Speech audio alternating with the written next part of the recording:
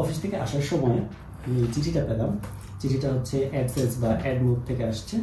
এটার মধ্যে আছে একটা চেক এবং এটা এই কোণা দিয়ে লেখা আছে সুইডেন, অর্থাৎ যদি কোনো কারণে আনডেলিভারেবল হয় সেক্ষেত্রে যাতে এই সুইডেনের অ্যাড্রেসে সেন্ড করা হয় সেরকম লেখা আছে। আর এটা আসছে হচ্ছে যে আমার মালয়েশিয়ান অ্যাড্রেসে।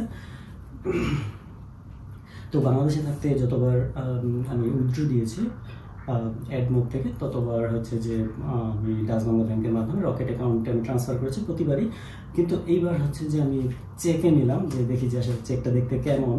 সো চেকে এখানে কোনো গুগলের কোনো লোগো বা অ্যাডসেন্সের কোনো লোগো বা এই টাইপের কিছু না, জাস্ট একটা প্লেন চেক, প্লেন একটা খামের মধ্যে দেওয়া আছে। তো আমি এটা খুলে দেখি কি আছে ভিতরে। হ্যাঁ,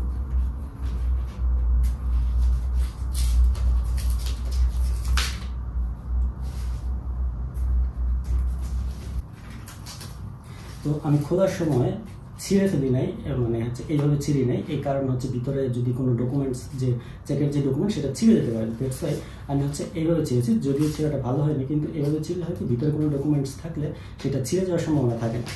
আচ্ছা, আমি এখন এটা বের করি।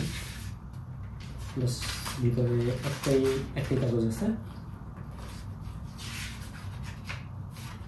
এটা দেখতে হচ্ছে যে এইরকম।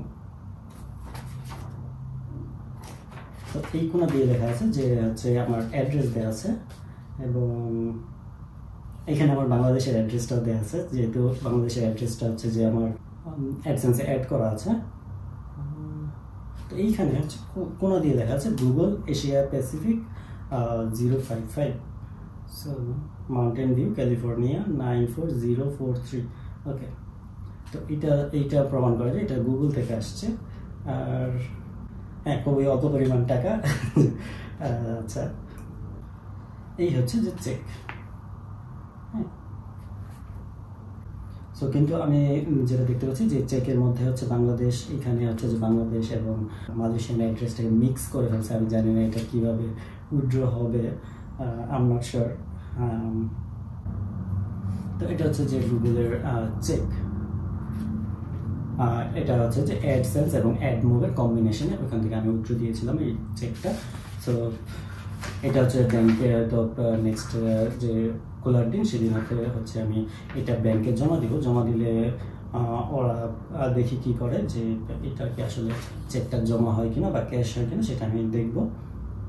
তো এই ছিল যে ভিডিও। তো এইখানে যেটা দেখাতে চাচ্ছি যে আমি যেটা ভাবছিলাম যে উপরে হয়তো আপনার একটা কিছু লোগো থাকে, যেটা অ্যাডসেন্সের যে পিন আসে, পিনের মধ্যে কিন্তু অ্যাডসেন্সের লোগোটাও থাকে। তো এটার মধ্যে চেক পাঠানোর সময় আর এরকম কিছু লোগো টোগো কিছু দেওয়া নেই, বা জাস্ট চেকটাই আসছে এবং চেকটা দেখতে হচ্ছে যে এরকম। তো এই ছিল ভিডিও, ধন্যবাদ।